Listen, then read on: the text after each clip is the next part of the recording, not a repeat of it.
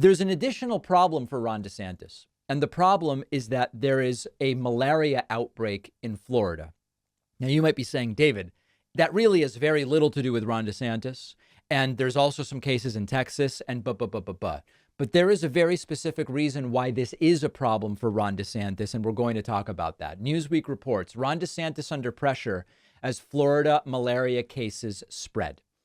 The article reads, DeSantis is facing pressure amid a growing number of malaria cases in Florida after reports emerged that 2 public health roles related to combating the spread of disease have been left vacant for months. 2 more cases of the mosquito-borne disease were detected in Sarasota County to the south of Tampa, according to the latest disease monitoring report. This brings the total number of cases contracted inside the U.S. this year to 6 in Florida. The county, along with Manatee County and Miami-Dade, are now under alert.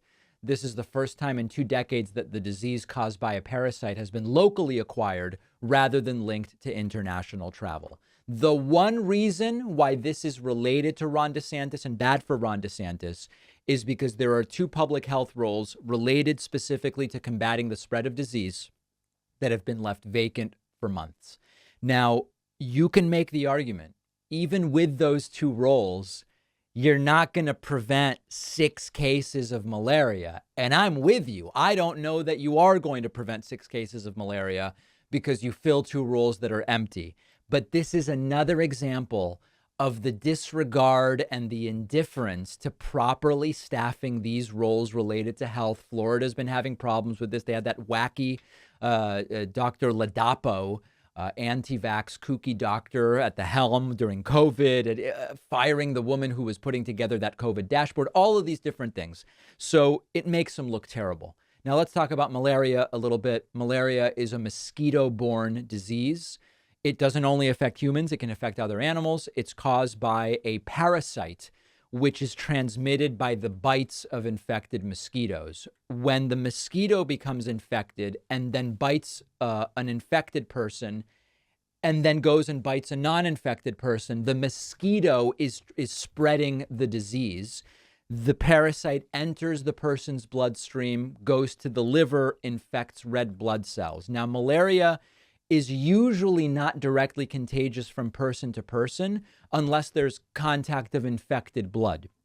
Organ transplant, blood transfusion, theoretically, 2 open wounds touching each other, although it's rare. So person-to-person transmission is not common. It can be transmitted during pregnancy or delivery. And so when you say, how contagious is malaria? What's the R number? It's sort of unclear. The research I did said it could be under 1 all the way up to 100, depending on the setting. And it's such a small number of cases that we see in the United States in this way that it's actually difficult to put a number on it.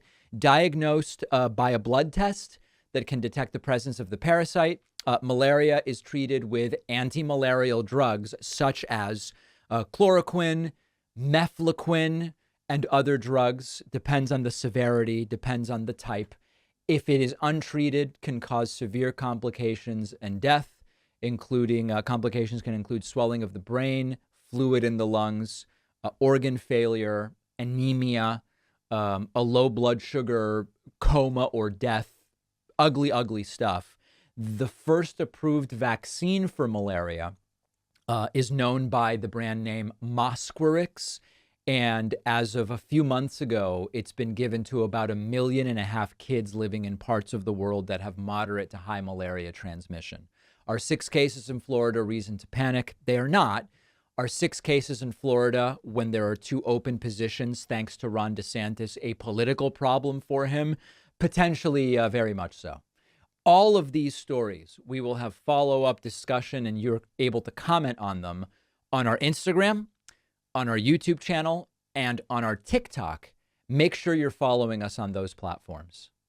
We need to teach kids to think critically and independently, and we aren't doing a good enough job of it. I have a book right here that teaches kids critical thinking. I wrote this book, and it's available on Amazon at davidpakman.com/book.